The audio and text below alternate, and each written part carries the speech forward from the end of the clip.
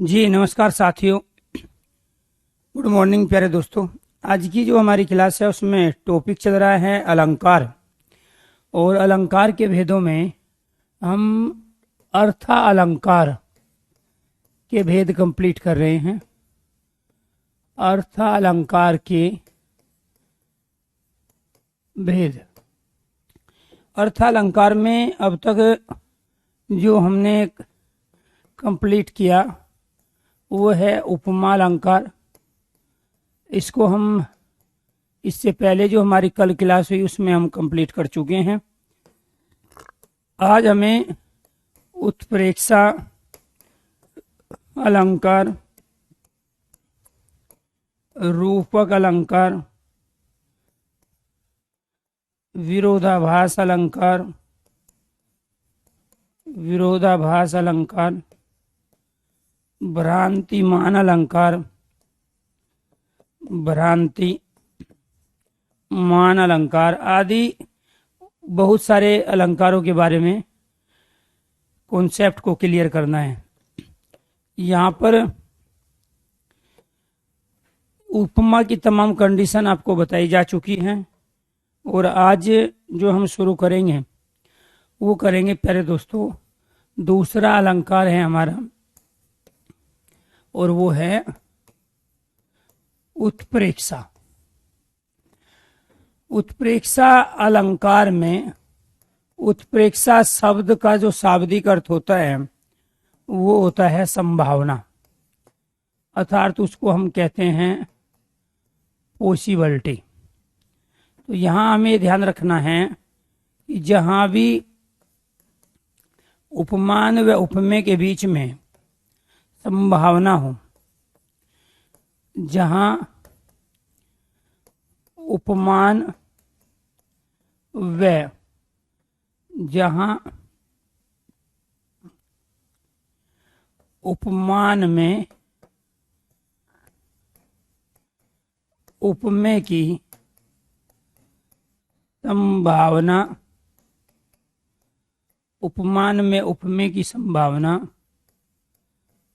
प्रकट की जाए वो क्या कहलाता है? उत्प्रेक्षा अलंकार। दूसरा, जहां किसी एक वस्तु पदार्थ, जहां किसी एक वस्तु पदार्थ, जहां किसी एक वस्तु पदार्थ प्राणी की वस्तु पदार्थ प्राणी की किसी दूसरी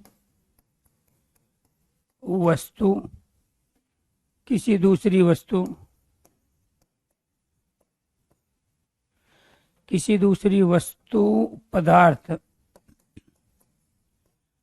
प्राणी से प्राणी में संभावना दिखाई जाती है, संभावना दिखाई जाती है, उसे वहाँ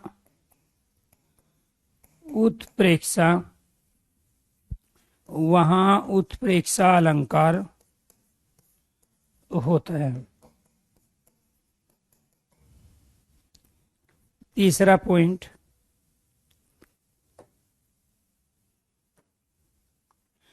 संभावना को बताने के लिए, संभावना को बताने के लिए निम्न वाचक शब्दों का प्रयोग, निम्न वाचक शब्दों का प्रयोग किया जाता है। किया जाता है। वे वाचक शब्द कौन कौन से हैं? मनु, जनु, मनो, जनो, जनो, मानो, जानो,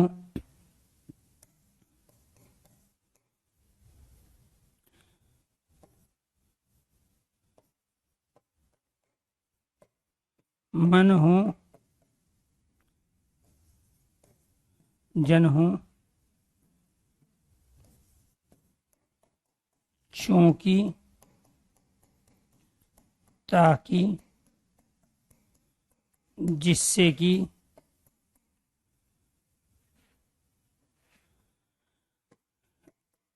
जो, जिसने, किंतु, परंतु, लेकिन, वरन, ज्यों,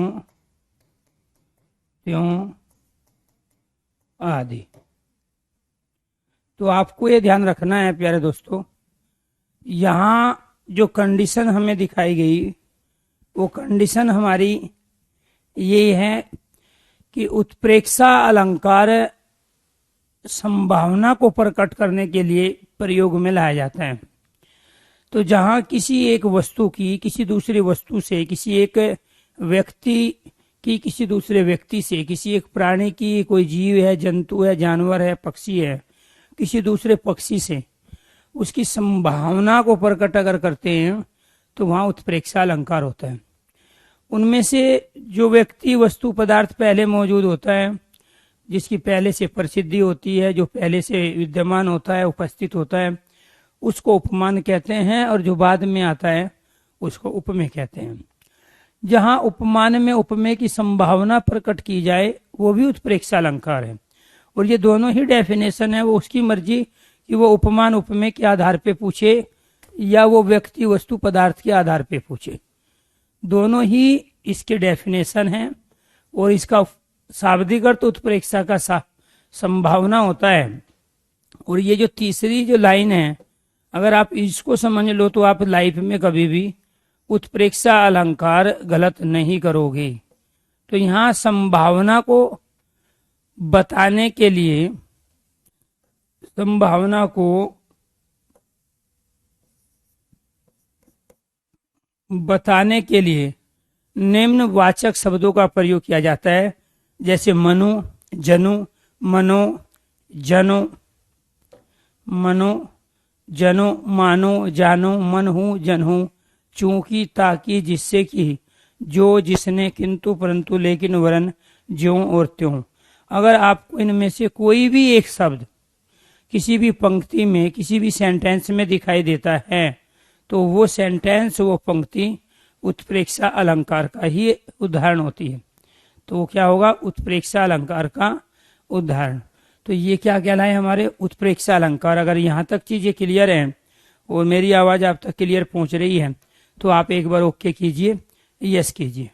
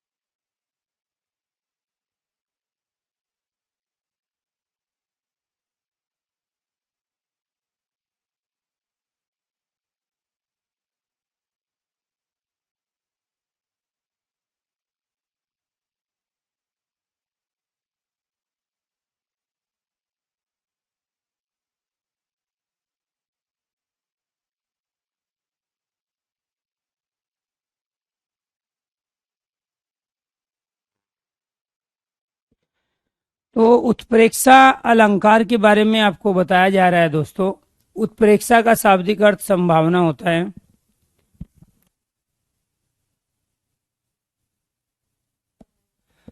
तो जहां उपमान और उपमेय में संभावना प्रकट हो वो भी उत्प्रेक्षा अलंकार है।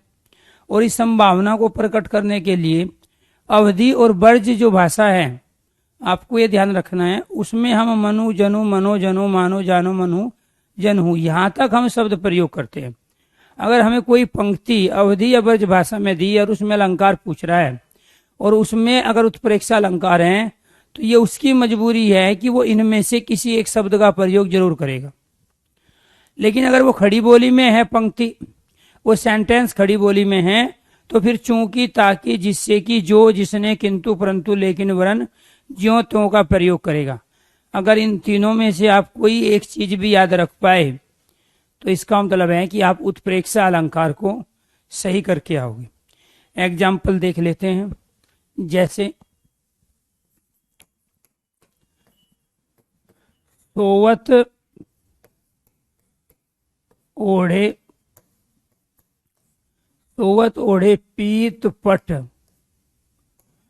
सोवत ओढ़े पीत पट श्याम सलोने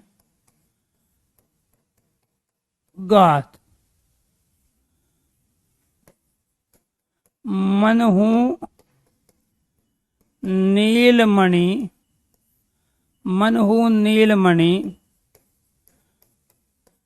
पर्वत पर आतप परियो प्रभात, आतप परियो प्रभात। तो यहाँ ये जो मनहू शब्द दिया है, इसका मतलब है मानो। इसका मतलब क्या है? मानो। तो यहाँ आपको अर्थालंकार हम जरूर पढ़ रहे हैं, और ये जरूरी नहीं कि आप अर्थ जानते हो तभी आप अलंकार की पहचान कर पाओगे। आपको कंडीशन अप्लाई करनी है, और कंडीशन हमारी ये कह रही है कि उत्प्रेक्षा अलंकार वहां होता है जहां दो व्यक्ति वस्तु पदार्थ प्राणी के बीच संभावना प्रकट हो या किसी विषय में संभावना प्रकट हो। सोवत ओढ़े पीत पट, तो यहाँ पर पीत कहते हैं पीले को, पट कहते हैं वस्त्र को। तो यहाँ श्री कृष्ण जी अपने सांवले श्याम सलोने गात कह रहे हैं शरीर को, तो अपने सांवले शरीर पर पीले वस्त्रों को धारण कर रहे हैं। मनहु मानो ऐसे लग रहे हैं जैसे नीलमणि पर्वत पर आतप परियो प्रभात, नीलमणि पर्वत पर अभी अभी सूर्य उदित हुआ हो।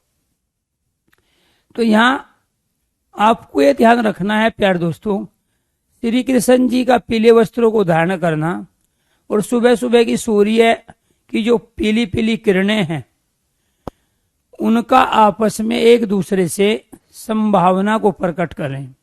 यहाँ शाम सलोने गात का नीलमणि पर्वत में संभावना प्रकट की गई है, तो इसीलिए ये उत्प्रेक्षा अलंकार है, क्योंकि इसमें संभावना प्रकट हुई है।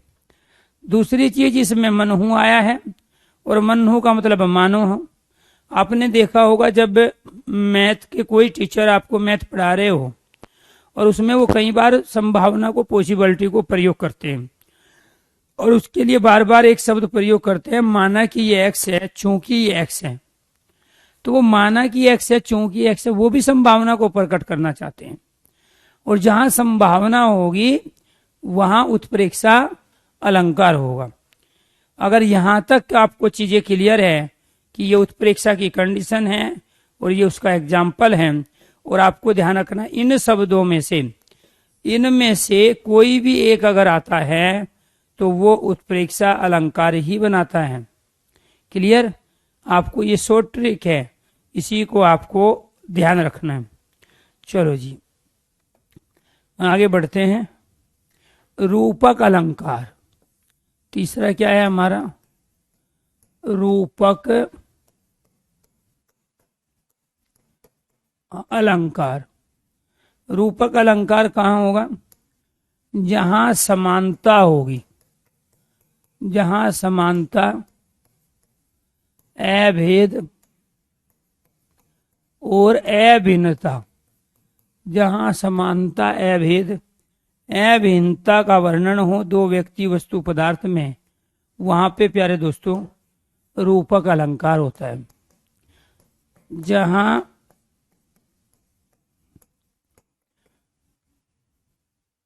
जहां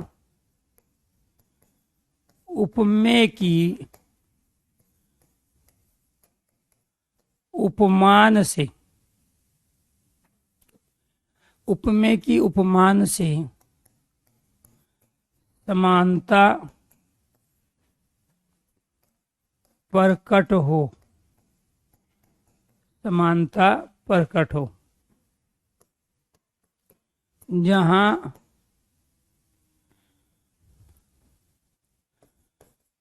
उपमान में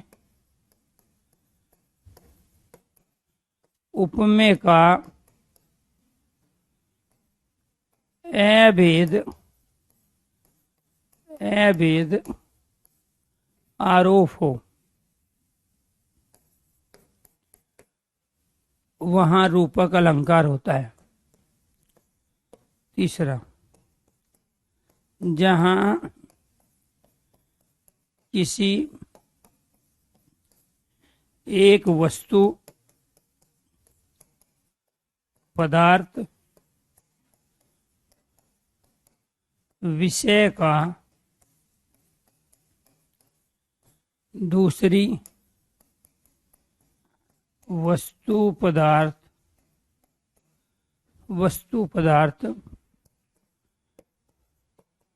विषय के साथ समानता बतलाई जाए, वो क्या कहलाता है? रूपक अलंकार। जहां तुलना, संभावना, समानता को प्रकट करने वाले किसी भी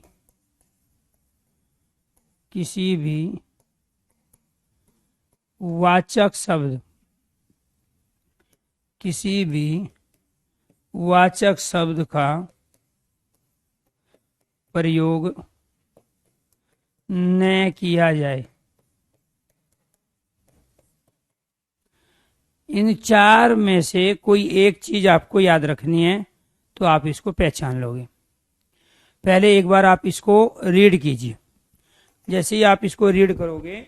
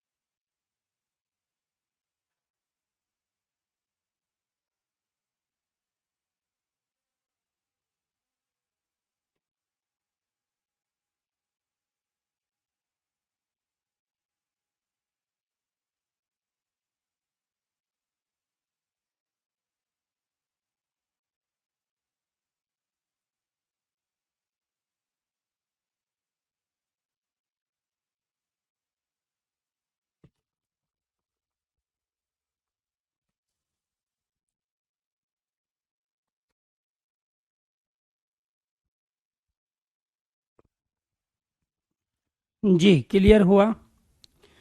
आपको ये ध्यान रखना है दोस्तों, ये बात कर रहा है रूपक का मतलब हुआ समानता, और समानता का मतलब है कि जहां कोई भेद ना हो। भेद के आगे क्या लगाया हुआ है हमने, ए। तो जहां कोई भेद ना हो उसी को तो समानता कहेंगे। भिन्नता का मतलब होता है अलग होना, और जहां कोई अलगाव ही ना हो तो उसे क्या कहते हैं, अभिन्नता।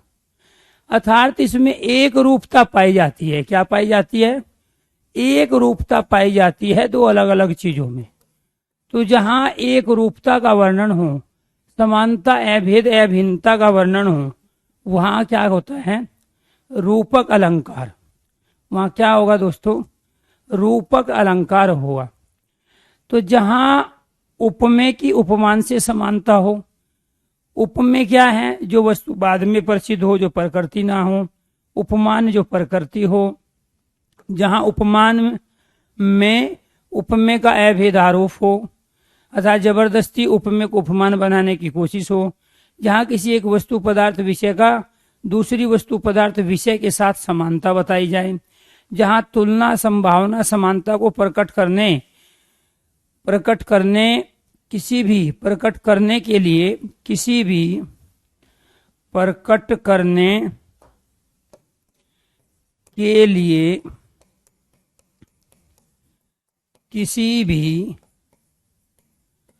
किसी भी वाचक शब्द का प्रयोग ना हो। किसी भी वाचक शब्द का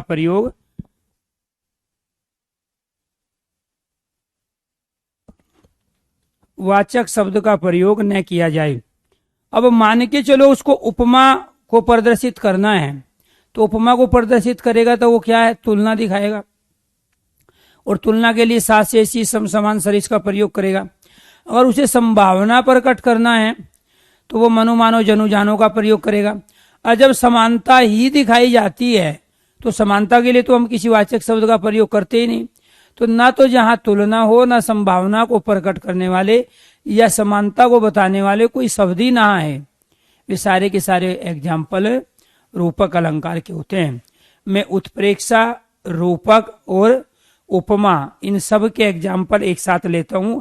जो भी अब तक आपने पढ़े हैं, चाहे वो अनुप्रास हो, चाहे वो प्यार दोस्तों यमक हो, सलेस है, जितने भी अब तक आपने पढ़े हैं सबका मैं एक एग्जाम्पल देता हूं। आपको ये पहचानना है कि इनमें कौन से में कौन सा अलंकार होगा। क्लियर? अगर आपको यहां तक चीजें क्लियर तब होगी जब आप इन सब का आंसर दे दोगे। चरण कमल बंधो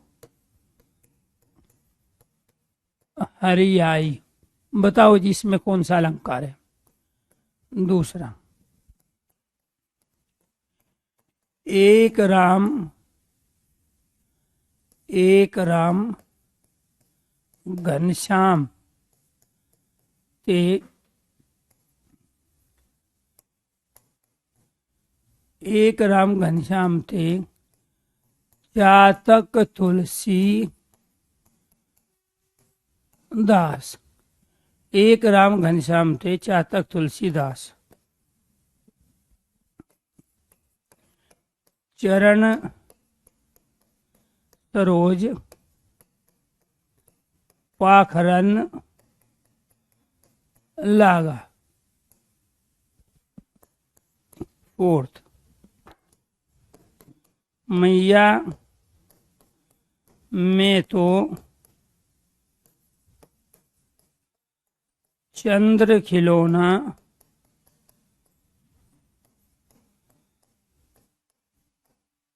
ले हो।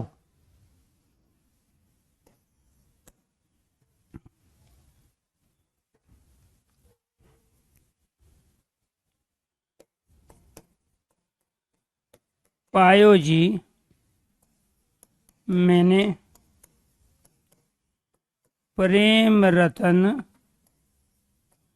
धन पायो। 5 सेंटेंस है। इन 5 सेंटेंसों में आपको ये बताना है, अगर आपको लगता है इसमें किसी में अनुप्रास है तो आप अनुप्रास के लिए एक टाइप करोगे, अनुप्रास नहीं लिखोगे। अगर आपको लगता है इसमें यमक है तो 2 टाइप करोगे। आपको लगता है इसमें सलेस है तो 3 टाइप करोगे, आपको लगता है इसमें वक्रोक्ति है तो आप 4 टाइप करोगे, आपको लगता है इसमें उपमा है तो 5 टाइप करोगे, आपको लगता है इसमें उत्प्रेक्षा है 6 टाइप करोगे, और आपको लगता है इसमें कोई रूपक का उदाहरण है तो 7 टाइप करोगे। ये आपके ऑप्शन हैं, और मेरा काम यह है कि जो अब तक पढ़ाया वो आप तक पहुंचा है या नहीं पहुंचा है, वो आपको समझ में आया कि नहीं समझ में आया। पहले आप इनका आंसर दो। आपको 1 2 3 4 5 6 7 टाइप करना है जो जिसके आगे लिखा हुआ है। कंडीशन अप्लाई करो सारी, ठीक है। ये टाइप करना है आपको, पहले का कौन सा, दूसरे का कौन सा। जी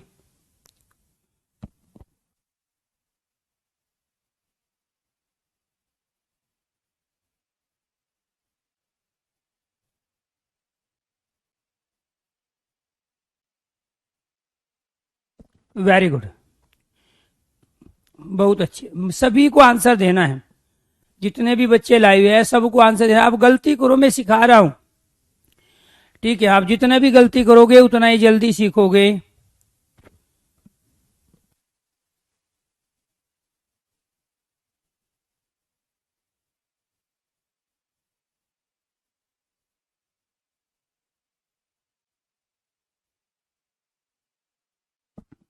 जी जी वेरी गुड। देखो ये सारे के सारे प्यारे दोस्तों जो एग्जाम्पल है, ये केवल और केवल आपके रूपक अलंकार के एग्जाम्पल है। इनमें किसी में भी कोई दूसरा अलंकार है ही नहीं। ये किसके एग्जाम्पल हैं? ये रूपक अलंकार के एग्जाम्पल है। इसके रूपक अलंकार के। क्लियर? Very good. आपको कंडीशन अप्लाई करनी है। देखो कैसे, वो हमें वहां 4 ऑप्शन देगा और इस तरह से कोई पंक्ति दे के हमसे अलंकार पूछेगा, या वो ऊपर कहेगा निम्नलिखित में से कौन सा रूपक अलंकार का उदाहरण है, कौन सा रूपक अलंकार का उदाहरण नहीं है। फिर 4 ऑप्शन में ये रहेगी पंक्तियां। क्लियर? और कैसे अनुप्रास कहां होगा? जहां वर्ण की आवर्ती हो। दोस्तों इसमें कहीं भी वर्ण की आवर्ती नहीं हुई है। अनुप्रास कहां होगा? जहां शब्द की आवर्ती एक अर्थ में हो। इसमें दोस्तों शब्द की आवर्ती भी कहीं नहीं है, एक ही अर्थ में हो। अनुप्रास कहां होता है? जहां वाक्य की आवर्ती हो। इसमें कहीं भी वाक्य की आवर्ती नहीं, क्योंकि सिंगल सिंगल जो है एक एक वाक्य है। तो इसका मतलब क्या हुआ? अनुप्रास नहीं है, अनुप्रास की कोई कंडीशन नहीं है। यमक कहां होता है? जहां शब्द जोड़े के रूप में आए, वो है नहीं। युग्मक के रूप में आए, वो है नहीं। एक शब्द 2 या 3 बार प्रयोग हो और अलग अलग अर्थ प्रकट करे, वो है नहीं। तो यहाँ यमक और सलेस की कोई कंडीशन नहीं है। एक शब्द के अनेक अर्थ। वक्रोक्ति बात को घुमा फिरा के नहीं कहा गया, भाई इंसान को शेर बताया जा रहा हो, ठीक है। उपमा से सा सी सम समान सरिस है नहीं, तो उपमा भी नहीं है। उत्प्रेक्षा मनु मानो जनु जानो मनहु जनु जान है नहीं, चूंकि किंतु परंतु लेकिन वर्ण बल की है नहीं। तो बच क्या गया? बच रूपक गया। और इसमें किसी भी तरह के वाचक शब्द का प्रयोग ही नहीं है। आपने ये कंडीशन ही अप्लाई नहीं की, ये 4th वाली कंडीशन। जहां तुलना या संभावना समानता को प्रकट करने के लिए किसी भी वाचक शब्द का प्रयोग न किया जाए, वो रूपक अलंकार होता है। क्योंकि जब है ही समानता तो वाचक शब्द क्यों आएगा? वाचक शब्द तो तुलना को बताने के लिए आता है। शेषा सी सम समान। जहां उपमेय की उपमान से समानता प्रकट हो, जहां उपमान में उपमेय का अभेद आरोप हो, जहां किसी एक वस्तु की किसी दूसरी वस्तु से समानता बदलाई जाए, वहां रूपक अलंकार होता है। चरण कमल बंदो हरियाई में प्यारे दोस्तों यहाँ चरण की कमल के साथ समानता बता रहे। यहाँ कमल प्रकृति है, उपमान, और चरण यहाँ उपमेय है। यहाँ राम उपमान है और घनश्याम श्री कृष्ण उपमेय है। यहाँ चरण उपमेय है, सरोज कमल उपमान है। मैया में तो चंद्र खिलौना ले हूं, यहाँ चंद्र उपमान है, खिलौना उपमेय है। पायो जी मैंने प्रेम रतन धन पायो, तो यहाँ प्रेम उपमान है और रतन धन उपमेय है। क्लियर? और इनके बीच में क्या प्रकट हुआ? इनके बीच में समानता प्रकट हुई। कैसे? यहाँ पे श्री जब केट नाविक नाव में बैठा हुआ था तो श्री रामचंद्र जी नाव में चढ़ रहे थे। तो जैसे चढ़े उन्होंने पैर को रखा नाव में उठा के, तो उन्होंने ऊपर तो देखा नहीं कि इंसान है या रामचंद्र जी हैं, उनके सिर्फ पैर को देखा। तो केट नाविक ने यह सोचा कि मेरी नाव में कोई कमल का फूल रख रहा है, क्योंकि कमल के फूल में और पैरों की जो संरचना है, आकृति है, उसमें समानता है। तो जिसकी वजह से वो चरण को कमल समझ बैठा और यहाँ पे प्यार दोस्तों उपमेय में उपमान का आरोप हो गया। क्लियर? एक राम घनश्याम थे चातक तुलसीदास। तुलसीदास जी के लिए राम और घनश्याम दोनों एक है। इन्होंने दोनों पर ही अपनी रचनाएं लिखी है, राम के ऊपर भी लिखी है और घनश्याम के रूप पर भी लिखी है। घनश्याम यहाँ श्री कृष्ण को कहा गया है। तो यहाँ श्री कृष्ण के ऊपर विनय पत्रिका जो ब्रज भाषा में लिखी गई उसमें श्री कृष्ण का ही वर्णन है। चरण सरोज पाखरन लागा, दूर से जाते हुए व्यक्ति को ऐसे दिखाई दे रहा है जैसे तालाब, पाखरन कहते हैं तालाब, तालाब में खिले हुए सरोज अर्थात कमल ऐसे दिखाई दे रहे हैं जैसे इंसान पैर को ऊपर करके खड़े हो।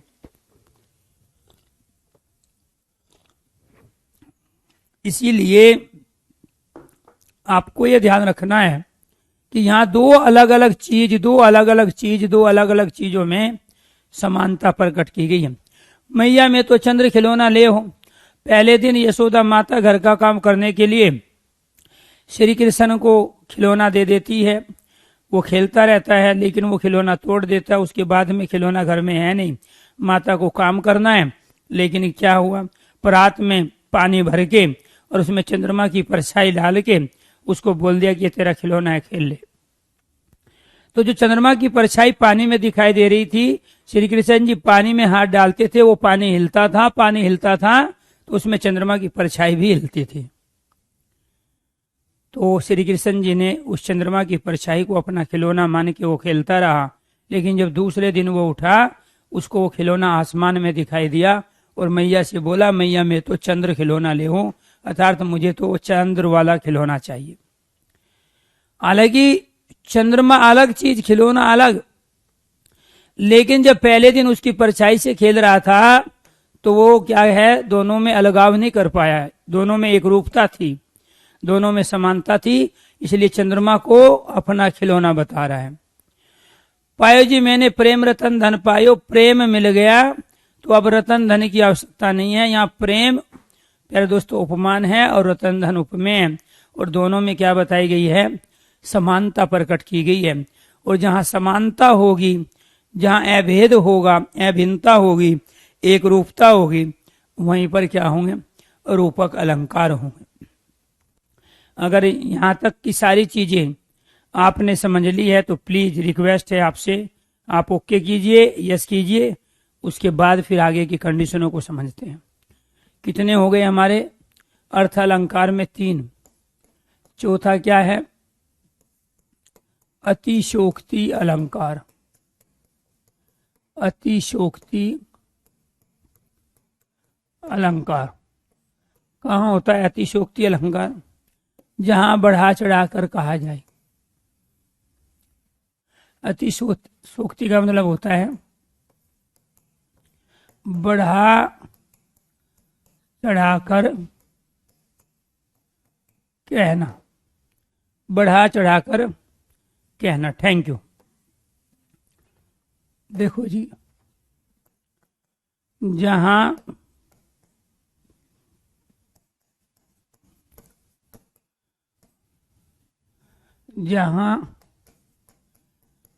किसी वस्तु, व्यक्ति, पदार्थ, विषय, प्राणी का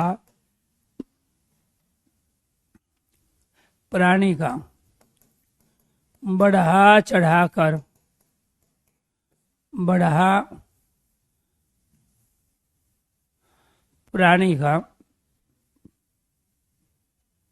प्राणी का या उसके गुण व कार्यों का बढ़ा चढ़ाकर वर्णन किया जाए, वहाँ क्या होता है, वहाँ अतिशोक्ति अलंकार होता है। वहाँ क्या होता है, अतिशोक्ति अलंकार। हनुमान की पूंछ में लग न पाई, हनुमान की पूंछ में लग न पाई आग, लंका सारी जल गई, लंका सारी जल गई, गए निशाचर भाग, गए निशाचर भाग। दूसरे, आगे नदियां पड़ी अपार, घोड़ा कैसे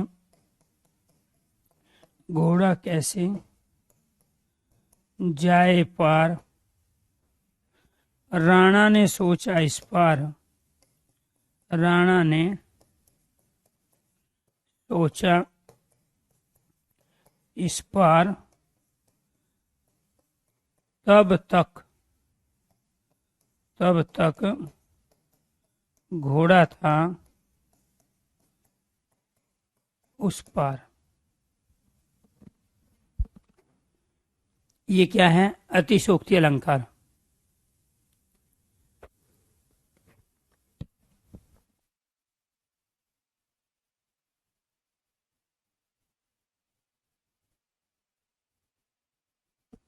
जी, तो आपको ये ध्यान रखना है दोस्तों,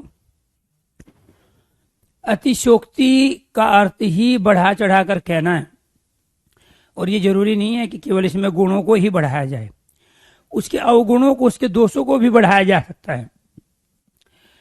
तो जहां बढ़ा चढ़ाकर कहा जाए वो अतिशोक्ति है। वो कोई भी वस्तु है, व्यक्ति है, पदार्थ है, विषय, कोई भी प्राणी है, उसके गुण हो सकते हैं, उसके दोष हो सकते हैं, उसके कार्यों को बढ़ा चढ़ा के कहा जाता है, वो अतिशोक्ति है।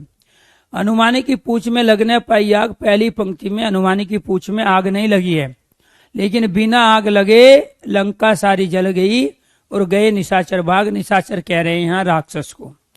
तो हनुमानी की पूंछ में आग नहीं लगी है और बिना पूंछ में आग लगे लंका को भी जला दिया और राक्षसों को भगा दिया। इसमें हनुमान की चतुराई को, हनुमान की वीरता को बढ़ा चढ़ा के वर्णन किया गया है। तो यहाँ हनुमान की चतुराई, हनुमान की वीरता, हनुमान के पराक्रम को बढ़ा चढ़ा के प्रस्तुत किया गया, इसीलिए ये क्या है, अतिशोक्ति अलंकार है। आगे नदियां पड़ी अपार, घोड़ा कैसे जाए पार। यहाँ आगे नदियां पड़ी अपार, अपार मतलब जिसको पार नहीं पाया जा सकता, अर्थात बहुत बड़ी नदी है, अपार है। घोड़ा कैसे जाए पार, टेंशन में आ गया। राणा ने सोचा इस पार, राणा इस पार सोच ही रहा था कि कोई दूसरा रास्ता निकालते हैं। तब तक घोड़ा था उस पार, तब तक घोड़ा नदी के उस पार था। यहाँ घोड़े की स्फूर्ति को, घोड़े की ताकत को बढ़ा चढ़ा के पेश किया गया। और वो घोड़ा कौन सा है, चेतक। तो यहाँ चेतक घोड़े की स्फूर्ति, ताकत को बढ़ा चढ़ा के प्रयोग किया गया। यहाँ हनुमान की पराक्रम को बढ़ा चढ़ा के प्रयोग किया गया। इसीलिए दोनों के दोनों एग्जाम्पल अतिशोक्ति अलंकार है। आपने देखा होगा साउथ इंडिया की मूवी में जब दो आदमियों का झगड़ा होता है, नायक और खलनायक का, तो नायक खलनायक को मारता है प्यारे दोस्तों, और वो जैसे थप्पड़ मारता है तो वो घूमने लगता है बहुत देर तक। वो भी अतिशोक्ति का उल्लंघन। कई बार क्या होता है, खलनायक नायक को सिर पे मुक्का मारता है तो प्यारे दोस्तों नायक जमीन के अंदर चला जाता है मुक्का सिर पे मारते ही। और फिर उससे भी बड़ी अतिशोक्ति कब निकल के आती है, जब नायक जमीन को फाड़ के उससे बाहर निकल आता है। तो कहने का मतलब ये है, साउथ इंडियन मूवी में आजकल तो जो बॉलीवुड और हॉलीवुड की जो मूवी है उनमें भी अतिशोक्ति का बहुत ही बढ़ा चढ़ा के वर्णन हो रहा है। अर्थात जब भी आप किसी की वीरता को, किसी के पराक्रम को, किसी के कार्यों को किसी के गुण को बढ़ा चढ़ा के प्रस्तुत करते हैं, वहीं पर ही अतिशोक्ति अलंकार होता है। ये जरूरी नहीं है कि किताबों में दी गई कुछ पंक्ति ही अतिशोक्ति का उदाहरण है। हम रोजमर्रा की जिंदगी में अनेक अतिशोक्ति के प्रयोग करते हैं।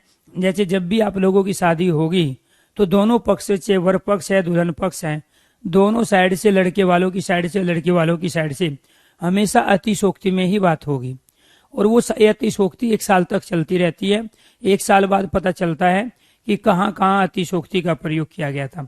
इसको ये भी आता है, ये भी करता है, ये भी करता है, ये नहीं करता, ये तो ये बिल्कुल नहीं करता। फिर बाद में पता चलता है कौन क्या करता है। अतिशोक्ति धीरे धीरे 1 साल बाद समाप्त हो जाती है। फिर वास्तविक जीवन जिया जाता है, रियल लाइफ जी जाती है।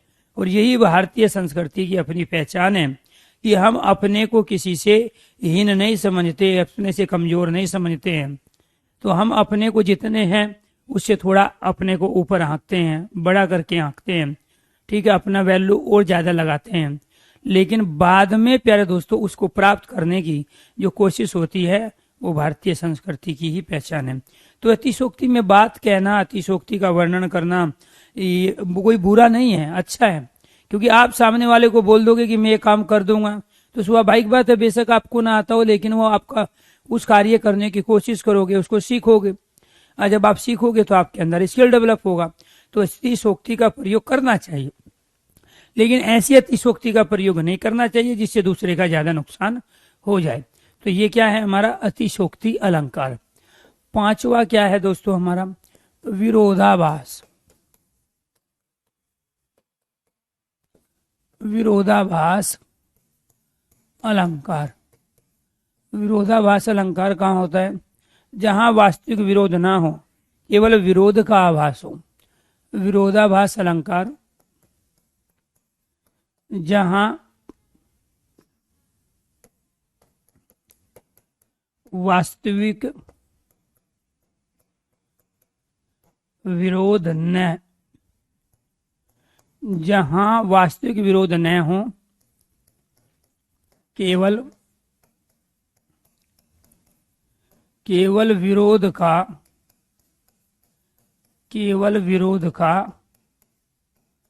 आभास हो। जहां वास्तविक विरोध न हो, केवल विरोध का आभास हो, उसको क्या कहते हैं? विरोधाभास कहते हैं। क्या कहते हैं उसको? विरोधाभास। जहां किसी वाक्य, कथन, पंक्ति में निषेधात्मक शब्दों का प्रयोग हो। निषेधात्मक शब्दों का प्रयोग हो, वो क्या कहलाता है? विरोधाभास। जहां न, ना, नी, नहीं, मत, मना करना, वर्जित, निषेध शब्दों का, निषेध आदि नकारात्मक शब्दों का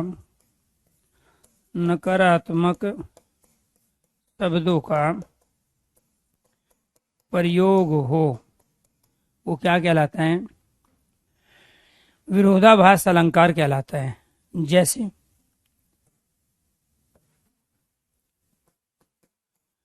ने खुदा मिला, न विशाले सनम। न खुदा मिला न विशाले सनम। दूसरा, जब से है आंख लगी, जब से है आंख लगी, तब से न आंख लगी। जब से है आंख लगी तब से न आंख लगी। जब से है आंख लगी तब से न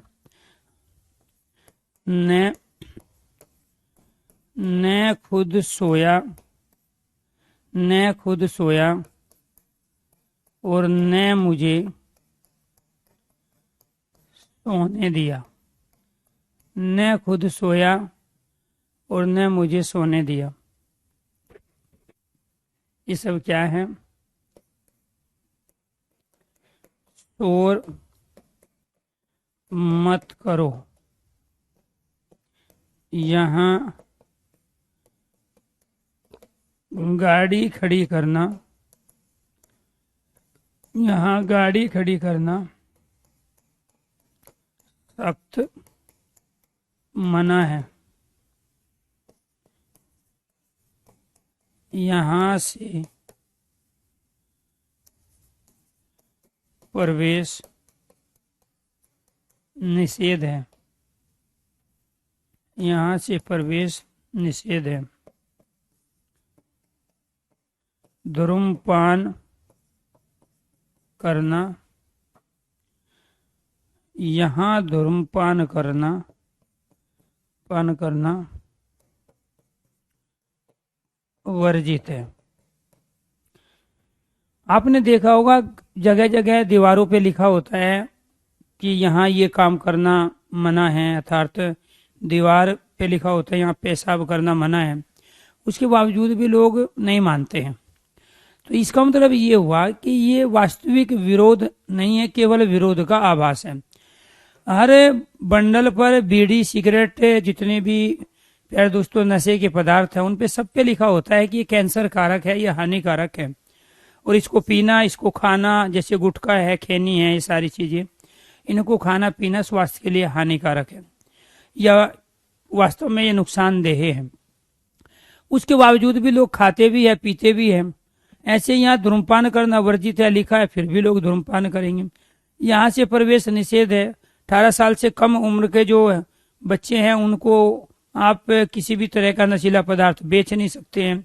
स्कूल कॉलेजों के पास, यूनिवर्सिटियों के आसपास आप ये प्रोडक्ट बेच नहीं सकते हैं जो नशीले पदार्थ होते हैं, लेकिन उसके बावजूद भी लोग बेचते हैं।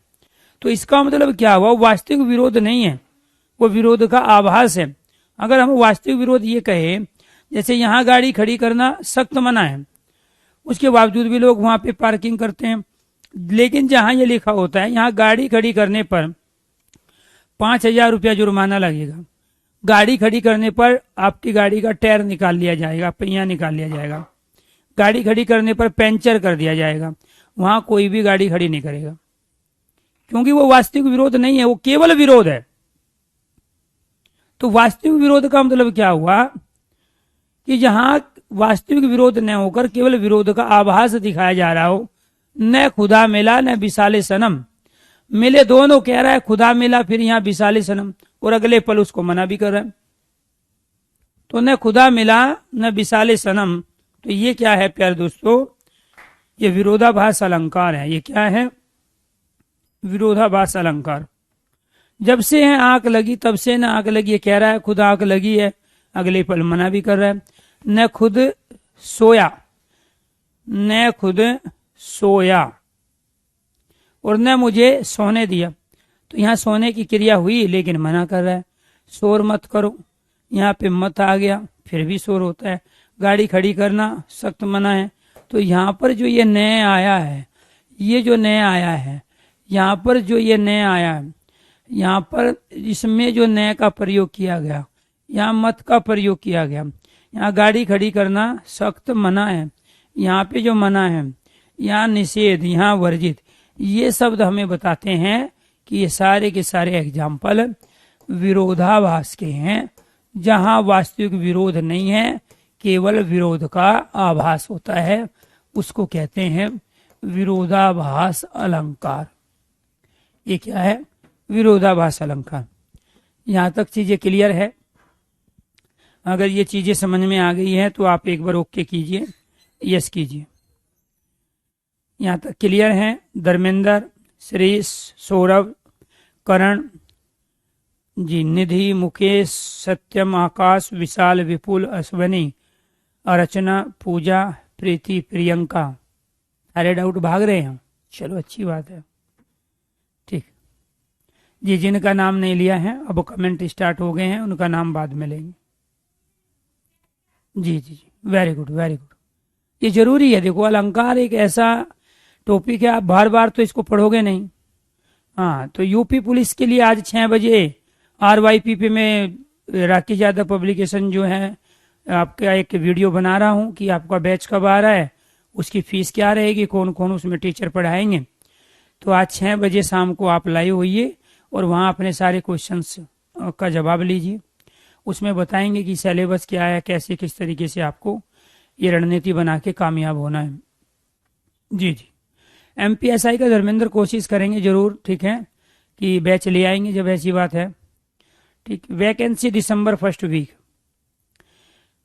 फर्स्ट वीक में यूपी पुलिस कांस्टेबल की वैकेंसी आएगी। जी, thank you thank you. Clear? चलो जी, यहाँ तक चीजें सही हो गई। अब आगे बढ़ते हैं। तो कितने अलंकार कर लिए हमने? अर्थालंकार में 5। ठीक, इसके बाद में 6 भ्रांतिमान अलंकार। कौन सा अलंकार? भ्रांतिमान अलंकार। कहाँ होगा भ्रांतिमान? जहां भ्रम होगा, जहां भ्रम होगा, जहां भ्रांति होगी, जहां भ्रम या भ्रांति दी हो, वो क्या कहलाता है? भ्रांतिमान अलंकार। जहां किसी एक वस्तु, पदार्थ, प्राणी में गुण, धर्म, जाति, वर्ग, जहां किसी एक वस्तु, पदार्थ, प्राणी में गुण, धर्म, जाति, वर्ग,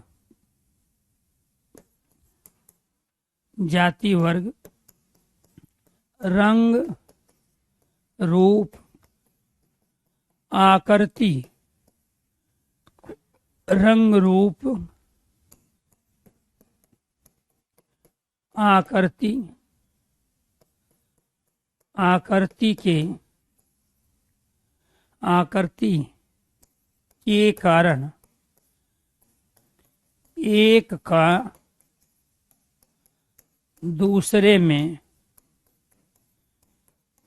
कुछ समय के लिए, एक का दूसरे में कुछ समय के लिए, कुछ पल के लिए भ्रम या भ्रांति हो, तो वहां भ्रांतिमान अलंकार होता है। तो वहां भ्रांतिमान अलंकार होता है।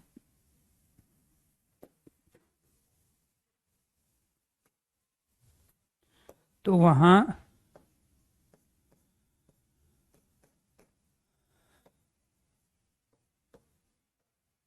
भ्रांतिमान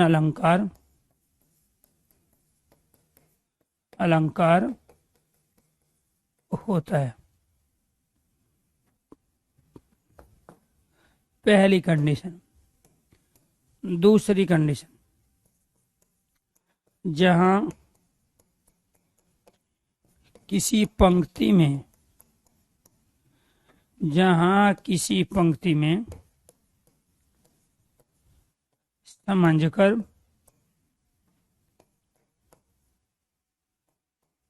समझी, समझाकर और समझ शब्द का प्रयोग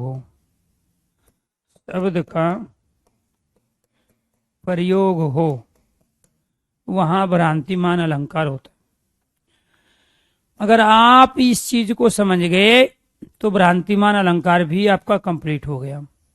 समझी, समझाकर और समझ, इन चार शब्द में से अगर कोई शब्द आपको किसी पंक्ति में दिखाई दे, आंखें बंद, भ्रांतिमान अलंकार। ये शॉर्ट ट्रिक बता रहा हूं आपको।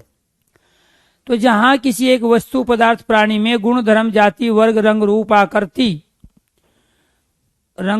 आकृति के कारण एक का दूसरे में कुछ समय के लिए, कुछ पल के लिए भ्रम या भ्रांति हो तो वहां भ्रांतिमान अलंकार है।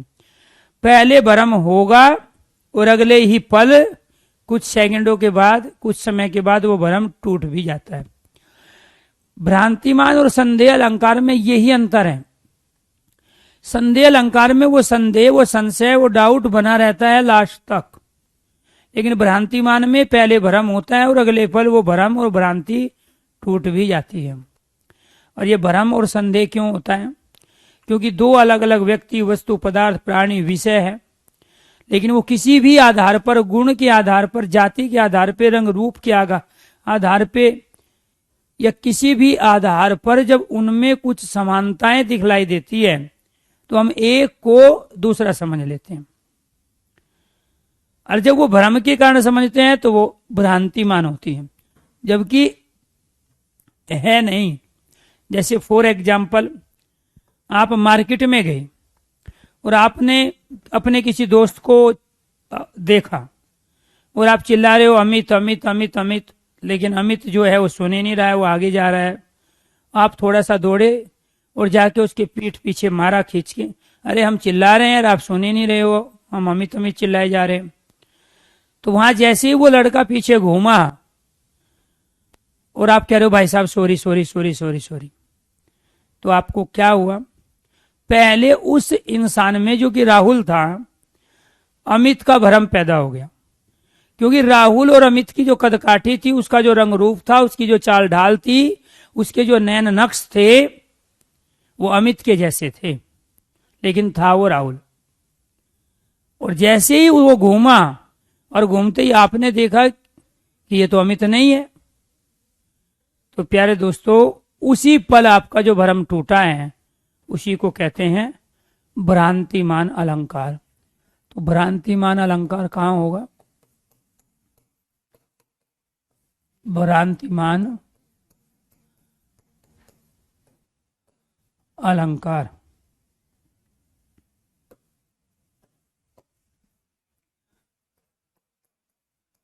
नाक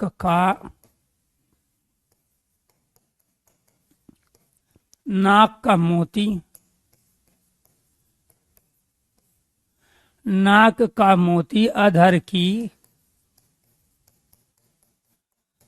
कांति से, नाक का मोती अधर की कांति से बीज दांडिम का समझकर भ्रांति से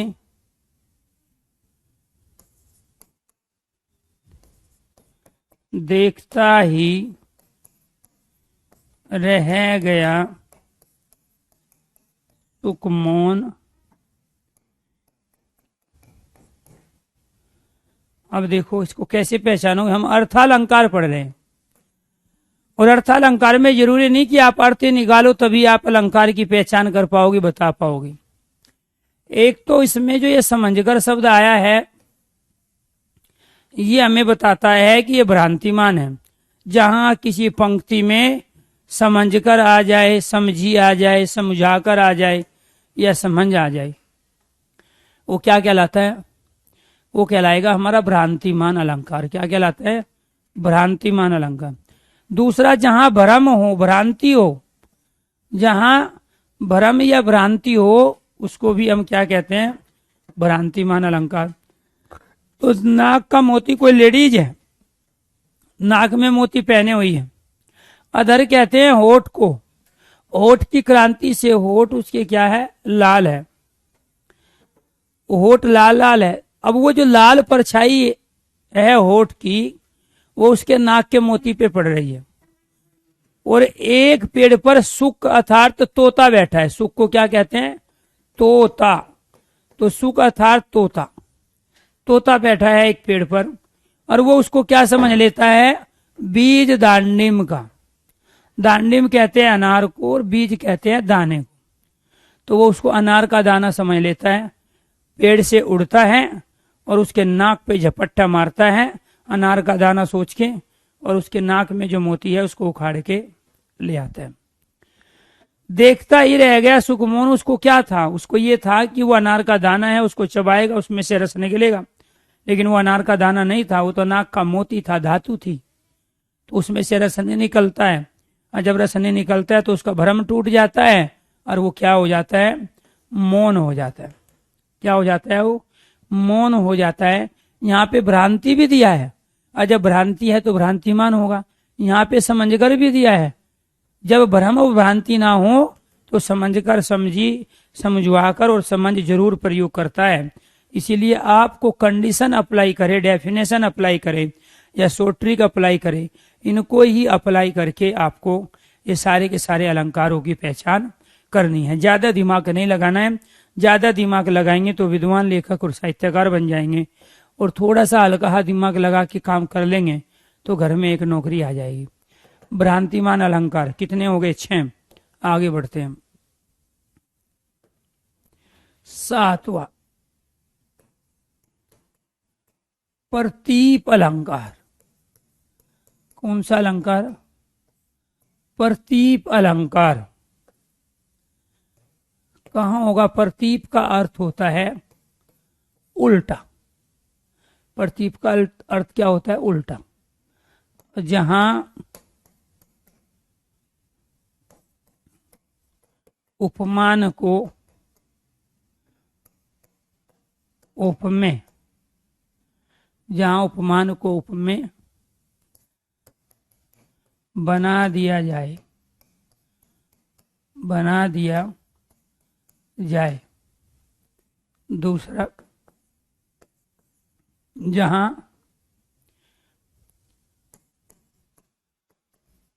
उपमेय का वर्णन, जहां उपमेय का वर्णन उपमान से ज्यादा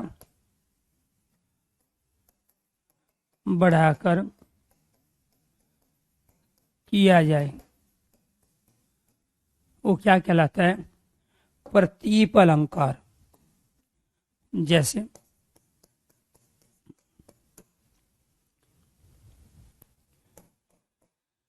नेत्र के समान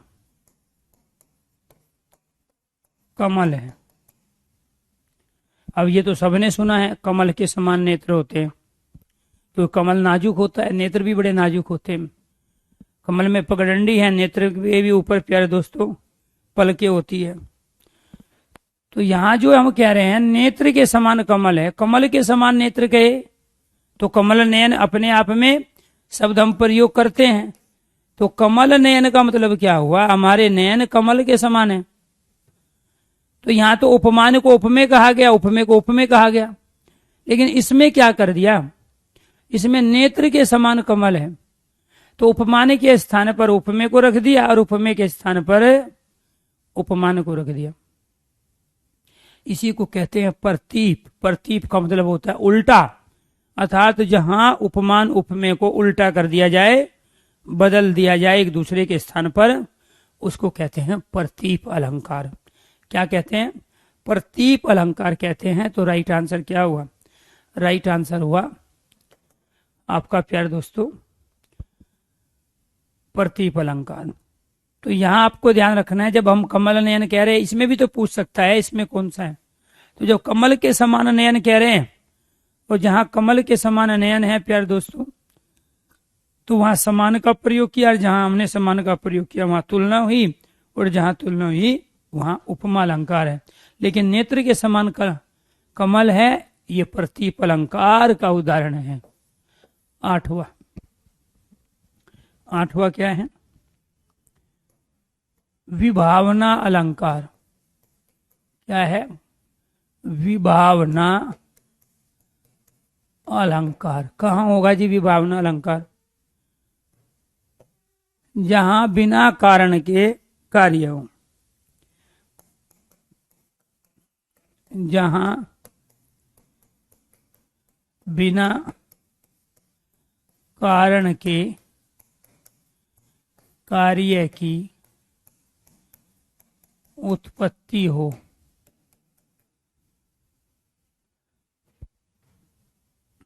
जहां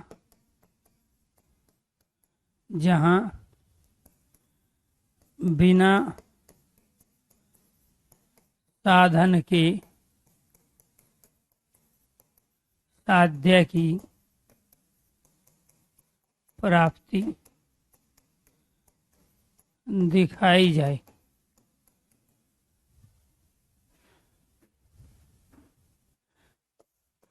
जहां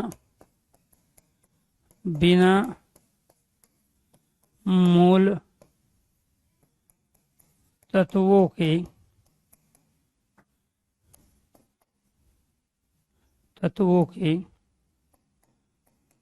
उत्पाद निर्माण का वर्णन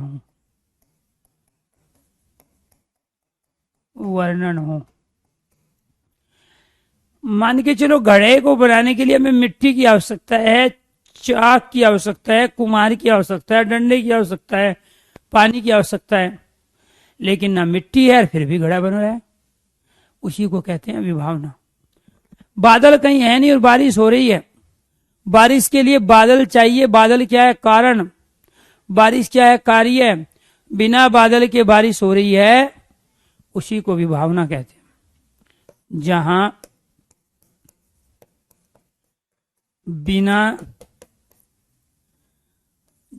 बिना बादल के बरसात हो, जहां बिना बादल के बरसात हो। शॉर्ट ट्रिक बता रहे हैं। जहां बिना बिनु बिनी, जहां बिना बिनु बिनी और बिन आदि शब्दों का प्रयोग किसी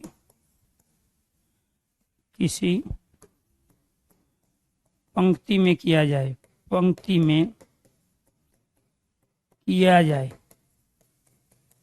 वो क्या कहलाता है? ये मत भूल जाना। हमें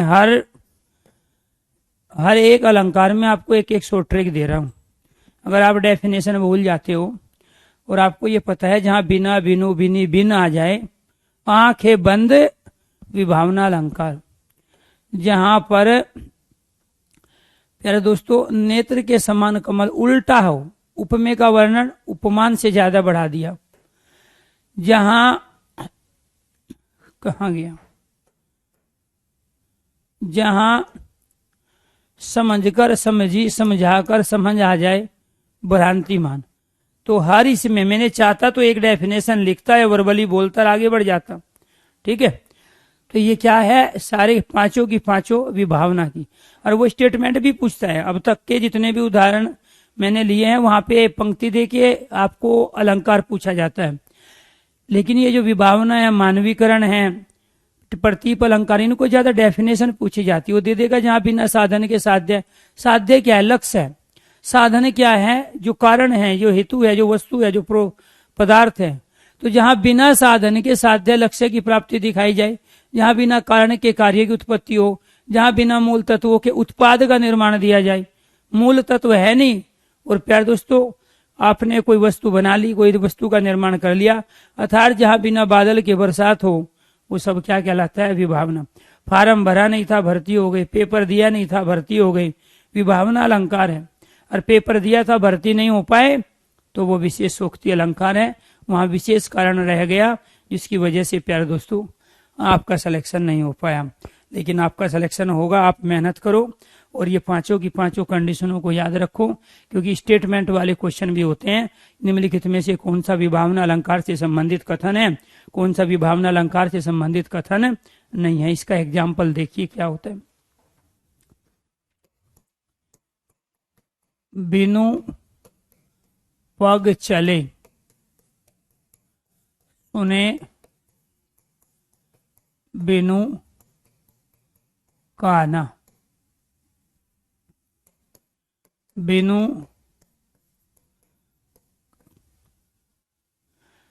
कर बिनु